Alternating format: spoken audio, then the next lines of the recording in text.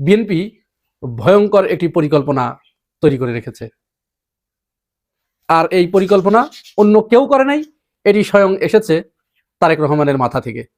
আপনাদের কি মনে পড়ে তারেক রহমান যেদিন বাংলাদেশের মাটিতে পাড়া দিলেন এবং তিনি 300 ফিটে যে বক্তব্যটা দিয়েছিলেন, সেখানে একটি বক্তব্য তিনি বলেছিলেন, আই হ্যাভ এ প্ল্যান। মনে পড়ে আপনাদের?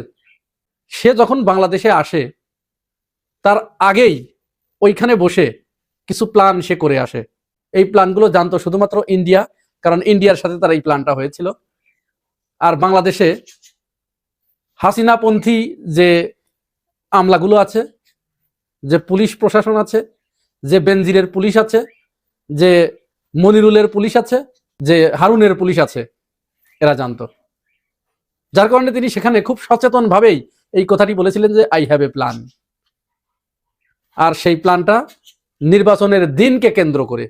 আপাতত আমরা এটুকু বলতে পারি যে আগামী 12 তারিখের নির্বাচন হচ্ছে না। এই নির্বাচন বানচাল করার জন্য যত ধরনের উস্কানি, নির্বাচন বানচাল করার জন্য যা যা করা দরকার সব করছে বিএনপি। আর এটি কি বিএনপি শুধু নিজেদের বুদ্ধিতে করছে, ওই কর্মী সমর্থকরা করছে না? এটি ভাবলে কিন্তু আমাদের ভুল হবে। এটি স্বয়ং তারেক রহমান এবং তার স্ট্যান্ডিং কমিটির সদস্যরা তার নেতাকর্মীদেরকে বলে দিয়েছে যে তোমরা এই করো।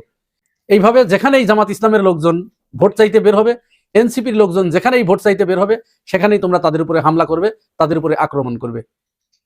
ফলটা হবে কি? দুইটা ফল হবে। মূলত এখানে এক ঢিলে দুইটা পাখি মারার জন্য তারেক রহমান এই প্ল্যানটা তাদেরকে দিয়েছে।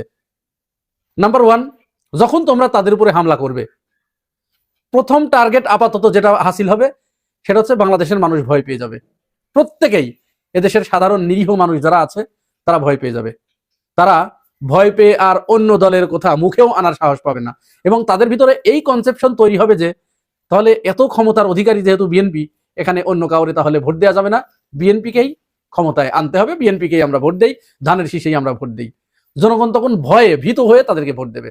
আর নাম্বার 2 হচ্ছে, যখন এইভাবে একের পর এক তোমরা হামলা করবে জামাতের লোকজনের উপরে, এনসিপির লোকজনের উপরে, তাদের নারীদেরকে হেনস্থা করবে, তাদের বুরকা টেনে ছিঁড়বে, তাদের হিজাব ধরে টানাটানি করবে, এই কাজ করলে জামাত ইসলাম কতক্ষণ ধৈর্য ধরে থাকবে? একজন মানুষ খুব বেশিক্ষণ ধৈর্য ধরে থাকতে পারে না। তাহলে যখন তারা অধৈর্য হয়ে যাবে, তখন তারা পাল্টা তোমাদের উপরেও আক্রমণ করবে। আর যখনই তোমাদের উপরে আক্রমণ করবে, তখনই সমস্ত মিডিয়াগুলোর সাথে তার এই সেটিংটা হয়ে গেছে। প্রথম আলো, ডেইলি স্টার সহ মেইন স্ট্রিমের যে মিডিয়াগুলো আছে, যারা শেখ হাসিনার সময় শেখ হাসিনার গোলামি করেছে, এখন তারেক রহমানের সময় তারেক রহমানের গোলামি করছে। মূলত এই মিডিয়াগুলো বাংলাদেশ খারাপ হওয়ার জন্য এরা দায়ী। রাজনীতিবিদরা 50% দায়ী হলে এই মিডিয়াগুলো বাকি 50% দায়ী। কারণ তাদের তো কেউ বলে দেয় নাই যে তোমরা তারেক রহমানের পা চাটো। তাদেরকে শেখ হাসিনা বলে দিয়েছিল না, হ্যাঁ, তাদেরকে আকার ইঙ্গিতে বলেছিল, কিন্তু তারা পা না চাটলে পরে শেখ হাসিনা তাদেরকে দিয়ে চাটাতো। তারেক রহমানও কিন্তু তাদেরকে ওইভাবে আক্ষরিকভাবে খুব ফোর্স ক্রিয়েট করে বলে নাই যে তোমরা আমাকে আমার পা চাটো। কিন্তু তারেক রহমান দেশে আসার পরে তারা পা চাটতে শুরু করেছে। তো যাই হোক, তাহলে যখনই জামাত ইসলাম পাল্টা তোমাদেরকে প্রতিঘাত করবে, কোথায়ও আমার কোনো নেতাকর্মীকে যদি কোনো রকম একটা ফুলের টোকা দেয়, সাথে সাথে তোমার মিডিয়াগুলো বসে আছে এবং এই মিডিয়াগুলো তাদের কানে এবং নাকে এক ধরনের বিশেষ টুল ব্যবহার করছে, বিশেষ এলিমেন্টস ব্যবহার করছে, যে এলিমেন্টস গুলো সেখানে বিএনপির একটা সেন্সর লাগানো আছে আর জামাত এবং এনসিপির একটা সেন্সর লাগানো আছে। বিএনপি যখন পাদে, তখন ওই দুর্গন্ধটা ওই এলিমেন্টস গ্রহণ করে না, ওই টুলসটা গ্রহণ করে না, ফলে তাদের নাক এবং কান খুব সজাগ থাকে।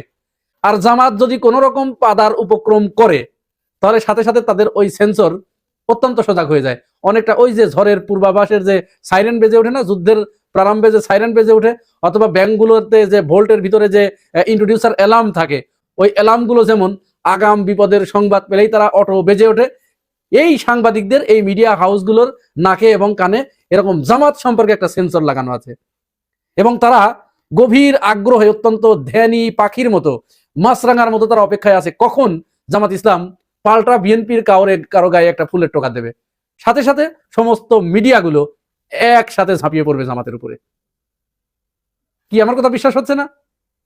আপনারা দেখেছেন গত 2 দিনে, অর্থাৎ 25, 26, আজ তো 27 তারিখ চলে গেল আমি যখন ভিডিও করছি, এই 2 দিনে সারা বাংলাদেশে তারা প্রায় 22 জায়গায় জামাতের নারী নেতৃত্বের উপরে তারা হামলা করেছে, তাদেরকে হেনস্থা করেছে, শারীরিকভাবে তাদেরকে লাঞ্ছিত করেছে, বৃদ্ধ মহিলাদের পেটের উপরে, তলপেটের উপরে তারা বুট জুতা পায়ে লাথি পর্যন্ত মেরেছে।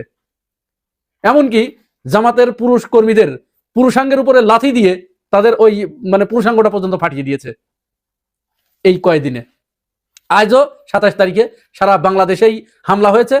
সবচেয়ে ন্যাক্কারজনক হামলা যেটি হয়েছে সেটি ঢাকা 8 আসনে নাসিরউদ্দিন পাটোয়ারির উপরে তারা হামলা করেছে।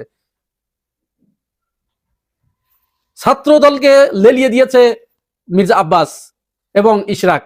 ইশরাক কয়েকদিন আগে বলেছিল, আপনাদের মনে আছে, যে আমরা যদি আমাদের কর্মীদেরকে হুকুম দেই তাহলে জামাত এবং এনসিপি তারা মাঠেই নামতে পারবে না। তারা মূলত তাই করেছে এবং তারা তাই চাচ্ছে যে আমরা মাঠে নামতে দিব না, ফাঁকা মাঠে গোল দিব। যদি তারা পাল্টা প্রতিঘাত করতে আসে তাহলে আমাদের মিডিয়াগুলো তাদের চরিত্র হনন করবে,